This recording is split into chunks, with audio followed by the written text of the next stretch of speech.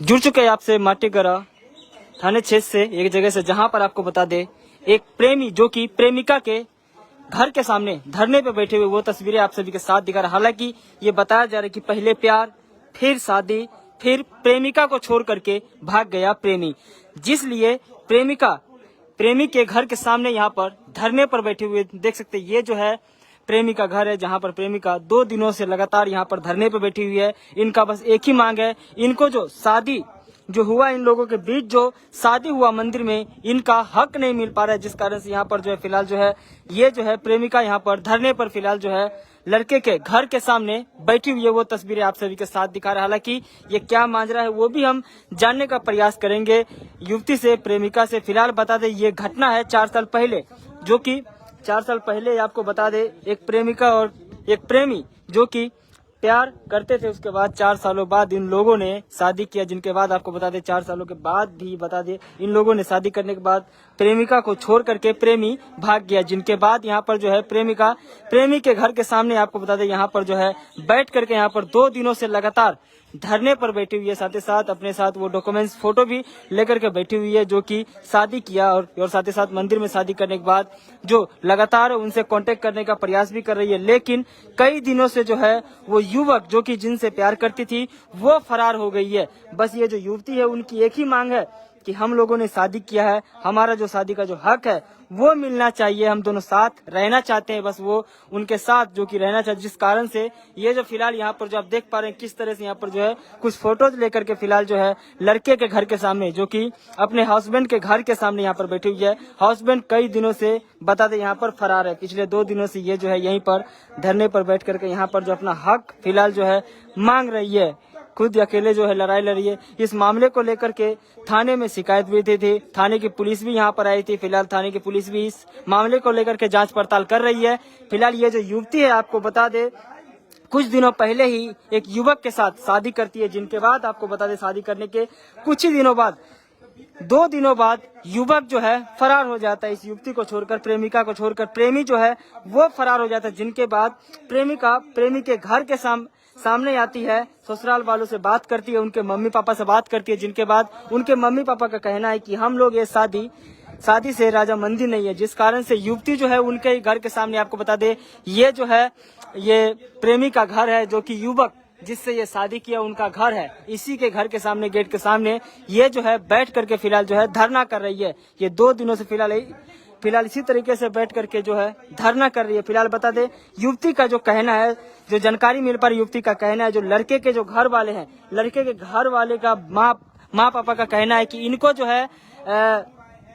जो है घर की बहू मानने से लगातार इनकार कर रहे हैं, जिनके बाद जो है जो युवक भी फरार है। फिलहाल जो युवती है, युवती से हम बात करने का प्रयास करेंगे, आखिर क्या कहना है इनका। आपको बताएंगे। एक मिनट কি নাম কেসের জন্য এখানে বসছো? আমার নাম রিনা সিংহ, আমার বাড়ি সরকাবিটা।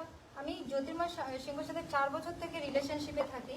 4 বছর রিলেশনশিপটা শুধু আমাদের রিলেশনশিপ না, ফিজিক্যাল রিলেশনশিপ ছিল। ছেলে আমাকে বলেছিল যে বিয়ে করবে, বিয়ের আশ্বাস দিয়ে আমার সাথে এত কিছু করে। তারপর আমার বিয়ে ঠিকঠাক হয়ে গেছিল অন্য কোথাও। তা ছেলে আমাকে বলেছিল যে যদি আমি অন্য কোথাও বিয়ে করে নেই তবে ছেলে সুসাইড করবে, ইনজেকশন পুশ করে মারা যাবে। সেজন্য 26শে এপ্রিল আমাকে ছেলে কি করলো, তার বাড়িতে নিয়ে আসে। 26, 27, 28, 29 তারিখ পর্যন্ত আমাদেরকে একই রুমে থাকতে দেওয়া হয়। জ্যোতির্ময় বাবা সঞ্জয় সিংহ, মা কাঞ্চন সিংহ, এরা আমাদেরকে একই রুমে থাকতে দেওয়া হয়। থাকতে দেওয়া কালে যখন 29 তারিখে আমার মা বাবারা যখন জিমা দিতে আসে ছেলের বাড়িতে, ছেলেকে জিজ্ঞাসা করা হয় যে মেয়েকে কেন নিয়ে এসেছো, তখন জ্যোতির্ময় সিংহ সবার সামনে বলেছিল যে ও আমাকে ভালোবাসে, আমাকে রাখবে, সেজন্য ও আমাকে নিয়ে এসেছে। কিন্তু সেই কথা শোনার পরে ছেলের বাবা সঞ্জয় সিংহ মানতে তো একদমই রাজি ছিল না, না বিয়ের জন্য না রেজিস্ট্রির জন্য, কোনো কিছুর জন্যই মানতে রাজি ছিল না। তারপরে আমার মা বাবারা যখন আমাকে জিমা দিয়ে চলে যায় ছেলের কাছে, তখন ছেলের মা বাবা বাড়ি থেকে বের করে দিয়ে আমাকে দরজা আটকে আমার ফোনটা হাত থেকে কেড়ে নিয়ে মারধর শুরু করে। ছেলের মা কাঞ্চন সিংহ, ছেলের বাবা সঞ্জয় সিংহ, ছেলের বোন বসুন্ধরা সিংহ, এরা আমাকে মারধর শুরু করে। তারপরের দিন আমি ছেলেকে বাধ্যমতো তার বাবাকে বলি যদি ছেলেকে পরের দিন না আনে দেওয়া হয় তাহলে আমি কিছু একটা করবো। সেই ভয়ে ছেলের বাবা ছেলেকে পরের দিন নিয়ে আসার পরে ঝগড়া ঝামেলা করে আমাকে আর আমার যে হাজবেন্ড আছে তাকে বের করে দেওয়া হয়। সেদিন বের করে দেওয়ার পরে আমরা কি করি, আমরা বাড়ি চলে যাই। 30 তারিখে 30, 1, 2, 3 তারিখ পর্যন্ত আমরা বাড়ি চলে যাই, মানে আমার বাড়িতে যাই। আমার যে জেঠিমার বাড়িতে 3 দিন থাকি। সেখানে পাড়া প্রতিবেশী ছেলেকে জিজ্ঞাসা করে যে তুমি মেয়েটাকে নিয়ে আসছো, কেন এসেছো কেন? তখনও বলে মেয়েকে ভালোবাসি সেজন্যই আসছি। 3 তারিখে আমি আর জ্যোতির্ময় সিংহ দুজনে প্ল্যানিং করি যে আমরা রেজিস্ট্রি করতে যাব। আমরা রেজিস্ট্রি করতেও গেছিলাম, ফটো তুলেছিলাম, কিন্তু লাইন না থাকার কারণে আমরা সেদিন ডকুমেন্ট ভেরিফিকেশন করতে পারিনি। সেজন্য আমরা বাড়ি চলে আসি। বাড়ি আসার সময় আমার হাজবেন্ড বলে যে ঠিক আছে সবকিছু কাপড় প্যাক করে ও আমাকে অন্য কোথাও নিয়ে যাবে। কিন্তু বাড়ি আসা অর্ধেক রাস্তায় ওর বাবা মার সাথে দেখা করে। সেখানে ওর বাবা মা অনেক কিছু ওকে মাইন্ড ওয়াশ করে দেওয়ার কারণে ছেলে আমাকে অর্ধেক রাস্তায় ধাক্কা মেরে ফেলে ছেলে আবার কোথায় চলে যায় আমি জানি না। সেই কারণে ছেলেকে খুঁজতে যখন আমি ছেলের বাড়িতে চলে আসি তখন ছেলের মা কাঞ্চন সিংহ আমাকে 2 তলা থেকে ধাক্কা মেরে ফেলে দেয়। সেই কারণে আমি বাধ্যমূলকভাবে একটা মেডিকেল রিপোর্ট করি। রিপোর্ট করার পরে আমি ছেলে জ্যোতির্ময় সিংহর নামে, আমার হাজবেন্ড যে তার নামে আমি একটা কেস করি। কেস করার পরে সেটা হয়েছিল রেপ কেস। তখন তো আমার বিয়ে হয়নি, তখন সেটা রেপ কেসে ছিল। সে রেপ কেসের ভয়ে জ্যোতির্ময় সিংহের বাবা সঞ্জয় সিংহ, যেহেতু আমি সন্ধ্যা 5টার সময় কেসটা করেছিলাম, সন্ধ্যা 7টার সময় ছেলের বাবা ফোন করে বলেছিল আমার বাবাকে কেসটা তুলে নেওয়ার কথা। কেসটা তুলে নিলে তিনি নাকি আমার সাথে বিয়ে দেবে তার ছেলে, এই কথাটা বলেন তিনি। সেই জন্য আমার বাবা থানায় গিয়ে, ছেলের বাবার থানায় গিয়ে মিউচুয়ালি কেসটাকে তোলা হয়। কেসটা তোলার পরে পরের দিন মানে 3 তারিখে কেস করা হয়, কিন্তু 4 তারিখে আমাদের মিউচুয়াল করা হয়। সেই মিউচুয়ালে ছেলের পরিবার, ছেলের পঞ্চায়েত, উকিল সব নিয়ে যাওয়া হয়। আমাদের পরিবারেরও পাড়া প্রতিবেশী ছিল, সবকিছু আমাদের ডিসকাস হয়। সেই ডিসকাসে বলা হয় না ছেলের ফ্যামিলি এখানে ফাঁসবে না, ছেলের মেয়ে বাড়ির কোনো ফ্যামিলি ফাঁসবে। কিন্তু তার সত্ত্বেও সেদিন আমাদের বিয়েটা হওয়ার পরেও যেহেতু ওরা বিয়ের দাবিটা রাখে, আমাদের বিয়ে হয় 4 তারিখে কালী মন্দির, হালিমাথা কালী মন্দিরে আমাদের বিয়েটা হয়। বিয়েটা কি পুরো পরিবারের সামনে হয়েছিল না তোমরা দুইজন? আমরা পরিবারের সামনেই বিয়েটা হয়েছিল। ছেলের মা বাবা ছিল? ছেলের মা বাবা সেদিন জিমা দিয়ে চলে এসেছিল, বলেছিল যে ছেলেকে বিয়ে দাও, শনিবারে ঘরে ঢুকাবো না, রবিবারে ঘরে ঢুকাবো, এই কথাটা বলে চলে আসে তারা। সবকিছু মিউচুয়াল ক্লিয়ার করার পরে কিন্তু তারা আসে। আমার কাছে প্রত্যেকটা রেকর্ডিং আছে, আমি সেগুলো দেখাতে পারি। তারপর আমাদেরকে কি হলো, আমাদেরকে শনিবারও ঘরে ঢুকাচ্ছে না, শনিবারও ঘরে ঢুকালো না, রবিবারও ঘরে ঢুকাচ্ছে না, নানান রকম। এখন বলছে যে ভাড়া বাড়িতে থাকো, ভাড়া ঘরের টাকাটা দিবে, কিন্তু ভাড়া ঘরের টাকাটাও দিচ্ছিল না।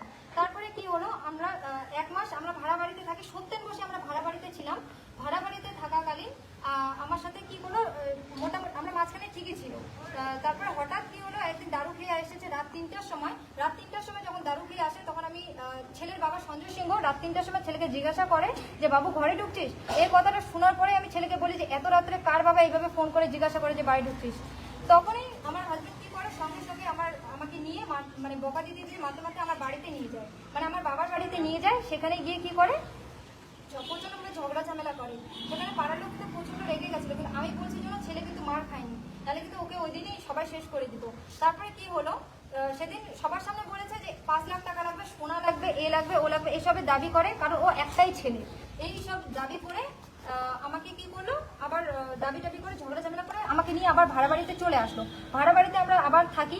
তারপরে আমি লাস্ট ওকে 5 তারিখে ওকে মানে 5ই জুন আমি ওকে জিজ্ঞাসা করি যে তুমি এখন কি চাও, আমি এখন কিছু দিতে পারবো না। ও বলে না, আমি ওই দিন বলে দিয়েছি আমি তোমার সাথে সংসার করবো, ভালোভাবে থাকবো। লাস্ট আমাকে এই কথাটাই বলে, তুমি আমাকে 1টা মাস সময় দাও, আমি মা বাবাকে মানিয়ে তোমাকে আমি বাড়িতে নিয়ে যাব। আমাকে এগুলো কথা বলে। বলার পর আমি তাকে দিই 1টা মাস সময় দিই, রেজিস্ট্রি করার জন্য 1টা মাস সময় চাই, সেটাও দিয়েছি আমি। তারপরে 9 তারিখে 9ই জুন ছেলে আমাকে নানান রকম অজুহাত দিয়ে না বলে চলে যায়। কোথায় চলে যায় আমি জানি না। ফোন করলে ছেলে বলে যে আমাকে এত টাকা লাগবে, এই লাগবে, এইসব দিলে পরে আমি আসবো, তার আগে আমি আসবো না, এই কথাটা বলে। বলার পরে ছেলে আবার এই কথা বলেছিল যে কার বাপের কত দম আছে, তোমরা কেস করে দাও, এখন তো রেপ কেস উঠে গেছে, এখন তুমি যা ইচ্ছা তাই করতে পারো, এই কথাটা বলে মানে ধমকি দিয়েছে যে ওর বাবার অনেক টাকা। সেই জন্য আমি কিন্তু কেসের ব্যাপারে আমি কিছুই জানি না যে কেস কাকে বলে। সেদিন আমার কাছে কেউ ছিল না, কিন্তু আমার বাড়ির লোকও মানতে রাজি ছিল না, যেহেতু আমি ভালোবাসে ছেলেকে বিয়ে করছি। অন্য কোথাও আমার বিয়ে ঠিকঠাক হয়ে গেছিল, সেটা আমি মানিনি। তো আমি এখন থানায় একাই গিয়েছি। আমার কাছে টাকা পয়সা ছিল না যে আমি কোনো উকিল বা মৌরির দ্বারা কিছু লেখাবো। আমি নিজের হাতে যা পেরেছি, যতটুকু আমার সমর্থ ছিল আমি লিখছি, লিখে আমি একটা থানায় ডায়েরি দিই, যেটা ফোন আইডি কেস হয়ে যায়। কেসটা হওয়ার পরে আমি এখানে দাবি করতে চাচ্ছি যে আমার হাজবেন্ড কোথায় আছে, ও আমার সাথে এত প্ল্যানিং করে এসব কেন করলো।